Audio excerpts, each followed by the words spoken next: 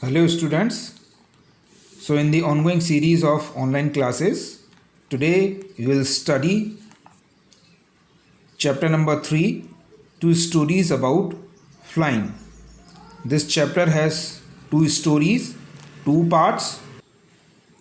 The first part is his first flight and the second part is Black Aeroplane. So today we will study part number 1. This part number 1, his first flight, is a story of about a young seagull who is afraid to fly. He observes all his siblings take their first flight, but he cannot get himself to take the plunge. He feels that his wings will never support him to fly into the sky, and so he hesitates each time he runs to the brink of the ledge. However, his mother's ingenuity empowers him to soar into the boundless skies with the vast expanse of the sea stretched down beneath him.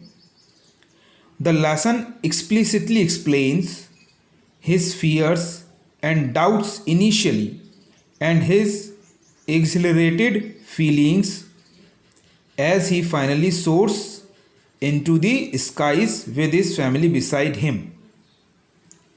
This story gives the message of bravery, gives the message of courage, gives the message to overcome your fears.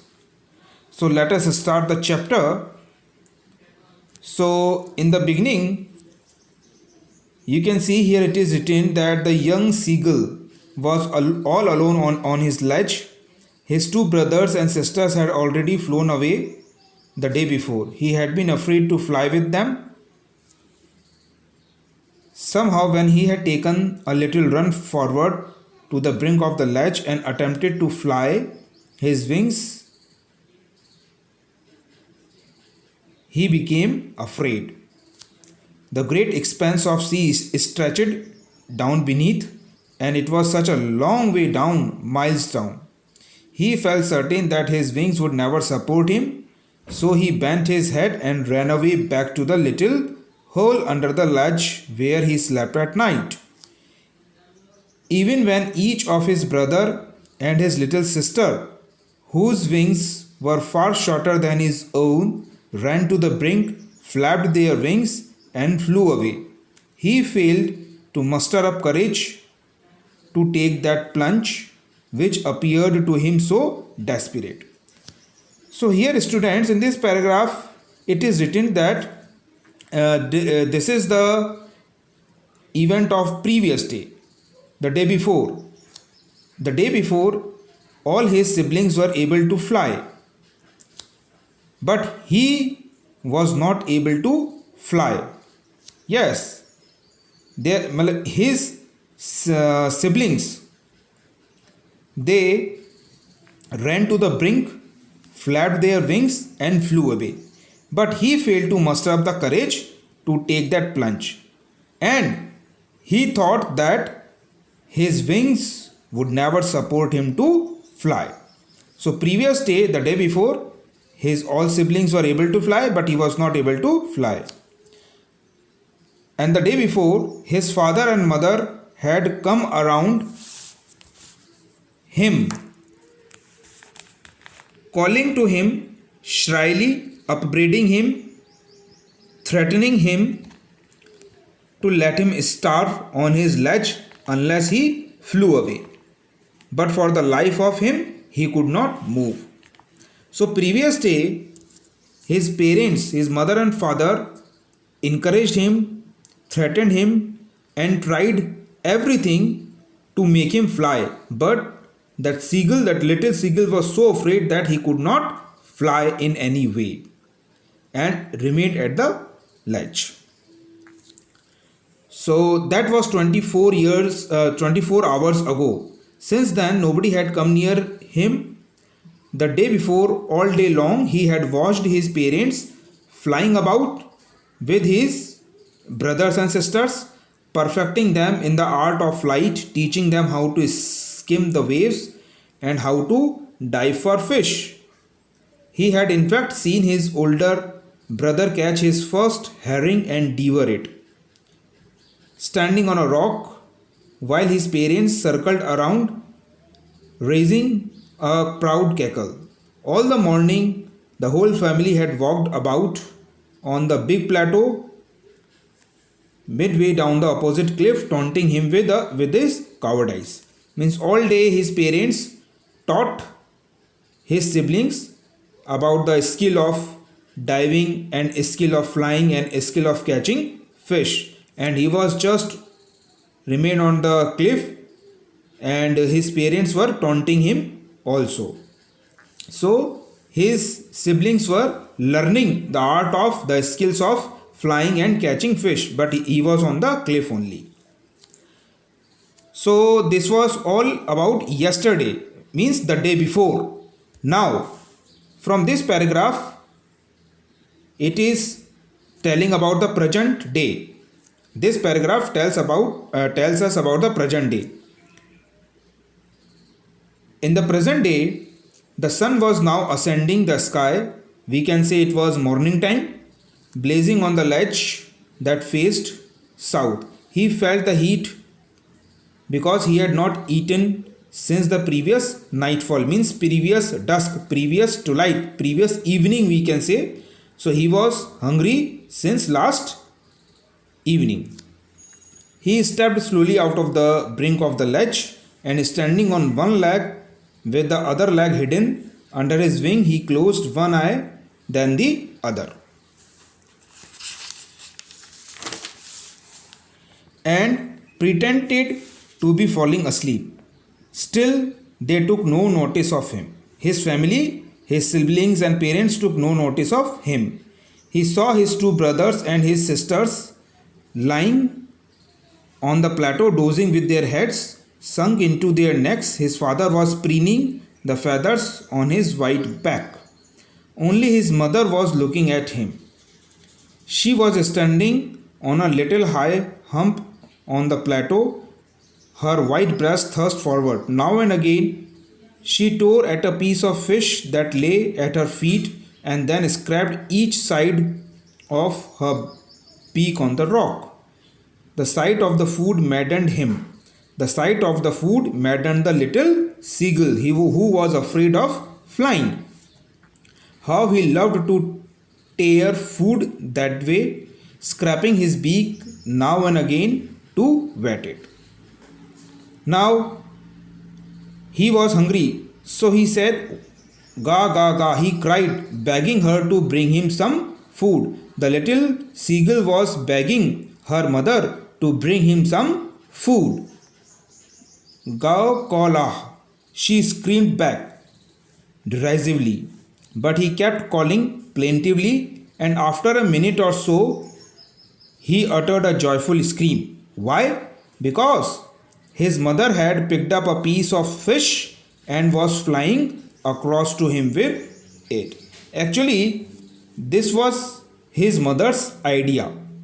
His mother got an idea, and she tried to use that idea to make him fly. The mother wanted the little seagull to fly, so she got an idea. An idea struck to her, and she used that idea to make him fly. What did she do? She picked up a piece of fish and flew across to him with it. He leaned out. You can see in the picture also, this seagull is here. The little seagull is here, and he is very hungry, and mother, she has picked up a piece of fish in her beak, and she is making him fly. Now he leaned out eagerly, tapping the rock with his feet, trying to get nearer to her as she flew across. But when she was just opposite to him, when the mother came near to him, she halted. She stopped, her wings motionless, the piece of fish in her beak almost within the reach of his beak. He waited a moment in surprise, wondering, thinking why she did not come nearer. Why the mother was not coming near to him? Why the mother was not coming nearer to him, and why she was not giving him food, piece of meat? And then, maddened by hunger, he dived at the fish. With a loud scream, he fell outward and downward into the space. The little seagull began to fall down. Then a monstrous terror seized him, and his heart stood still. He could hear nothing, but it only lasted a minute. That kind of situation lasted only a minute. The next moment, he felt his wings spread outward. The wind rushed against his breast feathers, then under his stomach and against his wings. He could feel the tip of his wings cutting through the air.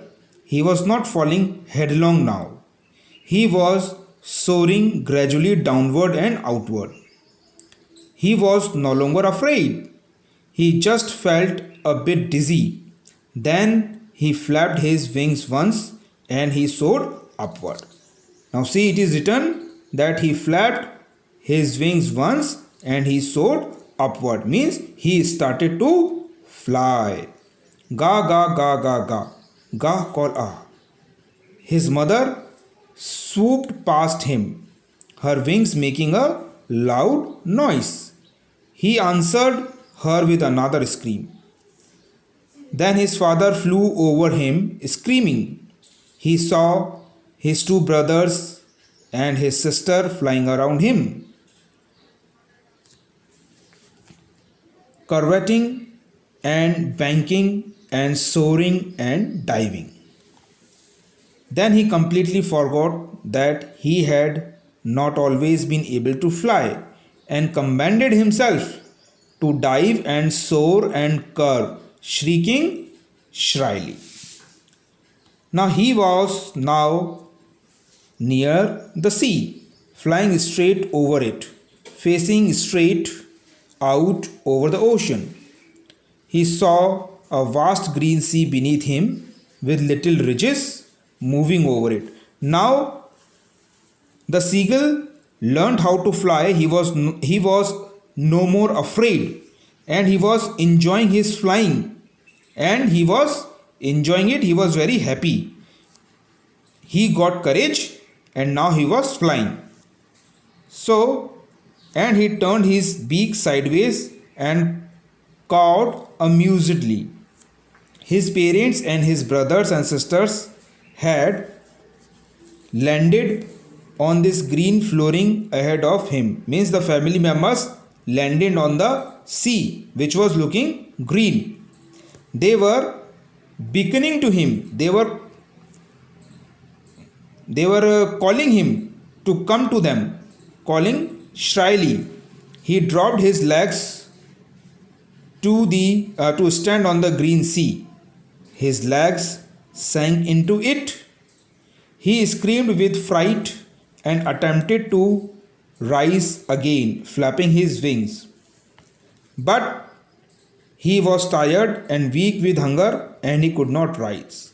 Means when the little seagull, when he tried to stand on the sea, on the surface of the sea, his legs sank into the sea, and he got very much scared, because he thought that he would be able to stand on the surface of the sea. But when his legs sank into the sea, he got terrified, we can say, and he again started to fly. But he was so weak due to the flight also, and due to the hunger also. He was so weak that he could not rise, he could not fly. And what happened? Exhausted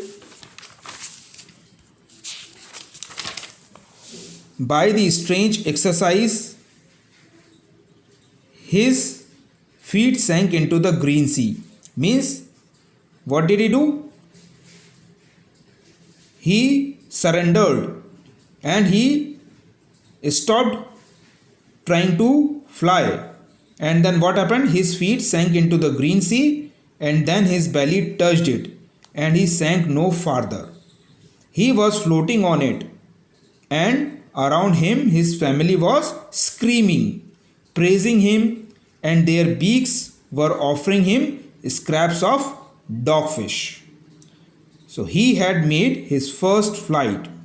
So, lastly, eventually, in the end, he had overcome his fears. So, students, this story gives us message that we should be brave, we should be courageous, and we should not fear anything. We should not feel fear of anything. We should overcome our fears. So, students, I hope you have understood the chapter and you have got the message. Still, you have any problem, you may talk to me. So, thank you, students.